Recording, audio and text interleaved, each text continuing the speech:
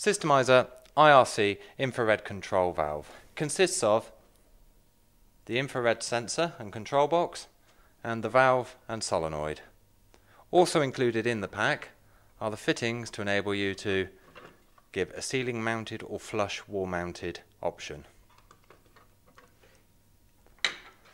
The control valve itself can be operated via 240 volt mains or battery.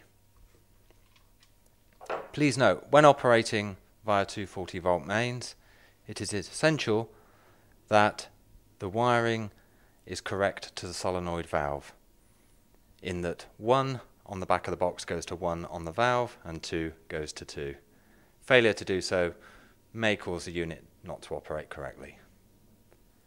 In this case, we're going to be running the unit via batteries, so we need to insert the batteries.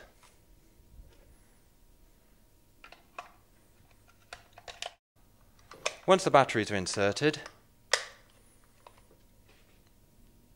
we can actually now fix the sensor to the valve itself to use the pipe mounted option for quick and easy installation. This is done so quite simply by locating thus.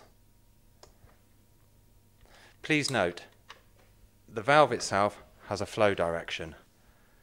Should you find that the valve or the sensor is fouling against walls or ceilings, it is possible to turn the solenoid around by simply removing these 2 screws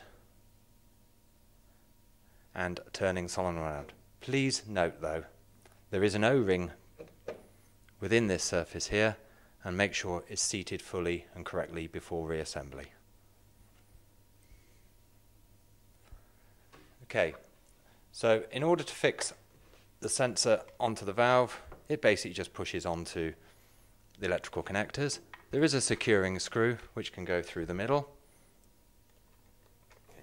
Once that's securely in place, we're now in a position to run a quick self-test on the unit before we fix it to the pipework. To self-test, we need to press the reset button.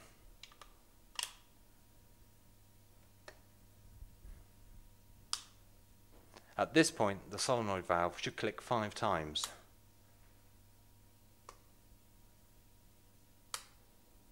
Following its 5 clicks, we will then see the sensor start to do its test. By bringing some movement in front of the sensor, we are now starting to get feedback from the LED to say operation is okay. Great. So now we're ready to fix it to the pipework. Using simple 15mm compression fittings,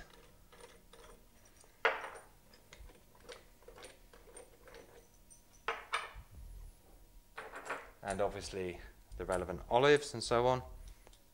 In this case, I've got some pre-cut lengths of pipe ready to go. So all that's left to do now is to fix it to our water supply and put the outlet feeding down into the cistern. Okay, so we're now ready to fix the Cistermiser IRC to the pipework. As you can see, I've already fixed the elbow and ensuring that the end of the elbow is open. The weight of the Cistermiser with the batteries installed is quite heavy, so consideration has been given here by the fitting of additional support for the pipework.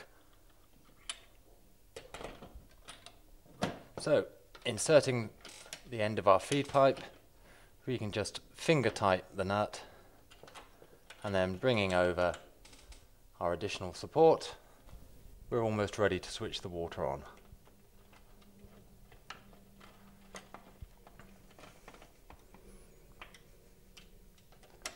Obviously, want to check to make sure that all nuts and joints are secure and firm. Okay, so we're now about to switch the water on. Upon initial startup, you may find that the valve is open. This is because during the installation process, we've actually activated the valve ourselves. So to ensure the valve is working correctly, we need to press the reset button once more. And the water's now stopped, where we'll go through the test cycle again of the valve opening and closing 5 times, followed by the sensor doing its self-check. There we go. Bringing our hand in front of the sensor, we can get a reaction, and that's shown by the red LED light flashing. This takes approximately a minute, so please be patient. Whilst the sensor is doing its test, we can actually start to give consideration to the flow rate of the valve. Once the valve is running, we need to adjust the flow rate to give us approximately 1 flush in 30 minutes. The flow rate adjuster screw is located on the underside of the valve and is adjusted via a flat-headed screwdriver.